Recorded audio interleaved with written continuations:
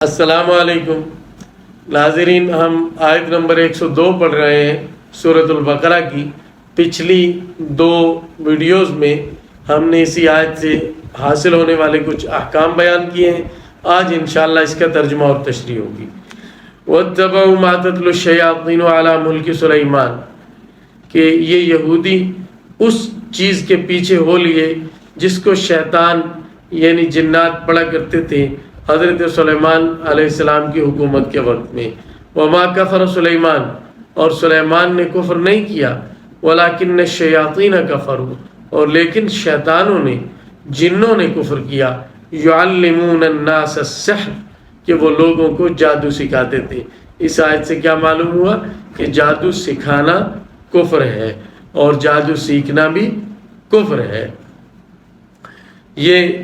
جو یہودی تھے یہ جادو کی نسبت حضرت سلیمان علیہ السلام کی طرف کرتے تھے، الیاذ باللہ۔ قرآن کی اس آیت نے حضرت سلیمان علیہ السلام کی پاک دامنی بیان کی ہے، اور مسلمانوں کا عقیدہ ہے عصمت انبیاء کا، کہ تمام انبیاء علیہ السلام معصوم ہوتے ہیں، ان سے کبھی بھی گناہ صادر نہیں ہو سکتا، اور یہ تو کفر ہے۔ حضرت سلیمان علیہ السلام اس سے بری ہیں اور بہت بلند ہیں۔ وما انزل علی الملکین ببابل ہاروت و ماروت، اور یہ یہودی پیچھے ہو لیے اس علم کے جو دو فرشتوں پر بابل میں اتارا گیا تھا، جن کا نام ہاروت اور ماروت ہے۔ یہ دو فرشتے اللہ تعالیٰ نے اس ذمہ داری کے ساتھ بھیجے تھے، جیسا کہ ہم نے پچھلی ویڈیوز میں عرض کیا ہے، کہ لوگوں کو جادو کی تعلیم دیں، اس وجہ سے کہ وہ جادو اور معجزے میں فرق کر سکیں۔ وما يعلمان من احد، اور وہ کسی کو نہیں سکھاتے تھے، کسی کو بھی یہ تعلیم نہیں دیتے تھے، حتی یقولا انما نحن فتنة فلا تکفر، یہاں تک کہ کہہ دیتے کہ ہم تو بس آزمائش کے لیے آئے ہیں، ہم تو آزمائش ہیں، تو کافر نہ بن جانا، یعنی یہ نہ ہو کہ جادو سیکھ کر پھر یہ جادو کرنے لگنا، ایسا نہ کرنا۔ اس آیت سے ایک بات یہ معلوم ہوئی کہ کفر کا علم حاصل کرنا معلومات کی حد تک جائز ہے، کیونکہ وہ فرشتے اس جادو کی تعلیم کے لیے ہی بھیجے گئے تھے، اور وہ پہلے خبردار کر دیتے تھے کہ یہ علم تو ہم تمہیں سکھا رہے ہیں، لیکن اس کے ذریعے سے کافر نہ بن جانا،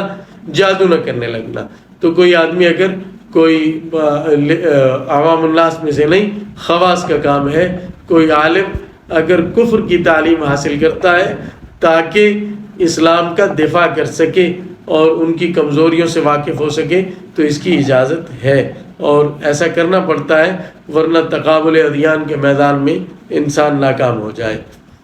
فَيَتَعَلَّمُونَ مِنْهُمَا مَا يُفَرِّقُونَ بِهِ بَيْنَ الْمَرْءِ وَزَوْجِهِ، تو یہ لوگ ان دونوں فرشتوں سے سیکھتے تھے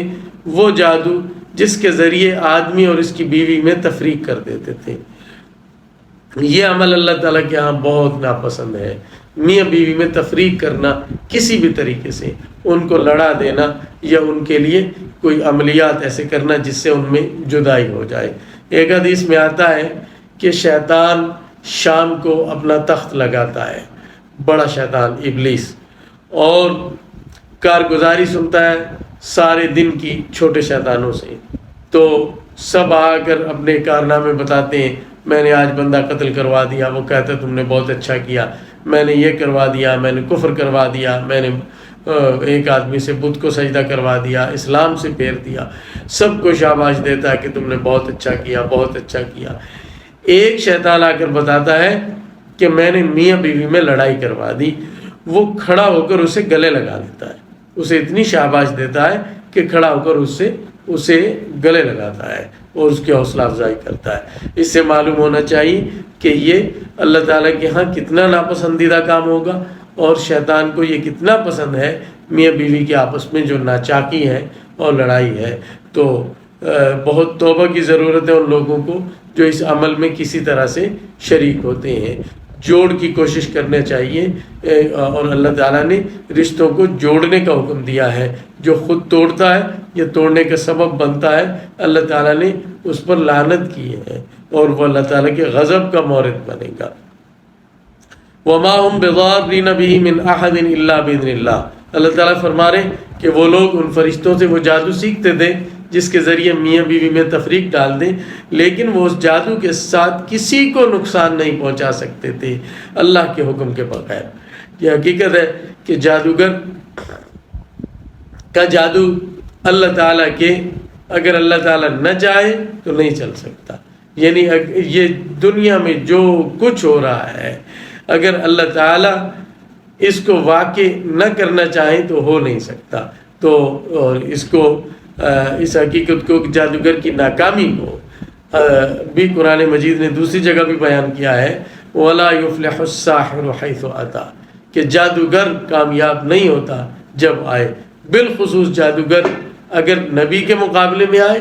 یا کوئی جادوگر اگر نبوت کا دعویٰ کرے اور پھر اپنے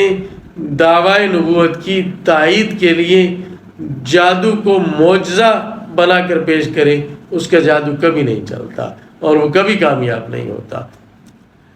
وَيَتَعَلَّمُونَ مَا يَضُرُّهُمْ وَلَا يَنْفَعُهُمْ، اور یہ لوگ سیکھتے تھے ان فرشتوں سے جو ان کو نقصان دے اور ان کو نفع نہ دے، یعنی ان کی تو موج لگ گئی جب فرشتے جادو سکھانے کے لیے آ گئے، تو ان کو جو جادوگروں کی منتیں کرنا پڑتی تھیں اب وہ بھی نہ رہی، خود سیکھ کرنے لگے۔ وَلَقَدْ عَلِمُوا لَمَنِ اشْتَرَاهُ مَا لَهُ فِي الْآخِرَةِ مِنْ خَلَاقٍ، اور یہ لوگ یقیناً جانتے تھے، پہلے جانتے تھے کہ جس آدمی نے اس جادو کو خریدا اس کا آخرت میں کوئی حصہ نہیں، وَلَبِئْسَ مَا شَرَوْا بِهِ أَنفُسَهُمْ، اور یقیناً وہ بہت بری چیز ہے جس کے بدلے میں انہوں نے اپنی جانوں کو بیچ ڈالا۔ لَوْ كَانُوا يَعْلَمُونَ، اگر یہ جانتے ہوتے تو ایسا نہ کرتے، یا یوں ترجمہ ہو سکتا ہے کاش یہ جانتے ہوتے، یعنی جاننے اللہ تعالیٰ فرما رہے ہیں کہ وہ جانتے ہیں اور پھر فرما رہے ہیں کاش یہ جانتے ہوتے، یعنی جو علم عمل پر آمادہ نہ کرے وہ علم اور جہالت برابر ہے۔ وہ جانتے تھے، کاش کے جانتے ہوتے، یعنی ایسا جاننا چاہیے جس کے ساتھ ماننا بھی ہو اور عمل کرنا بھی ہو۔ اللہ تعالیٰ ہمیں بھی علم نافع عطا فرمائے۔ وآخر دعوانا ان الحمد للہ رب العالمین۔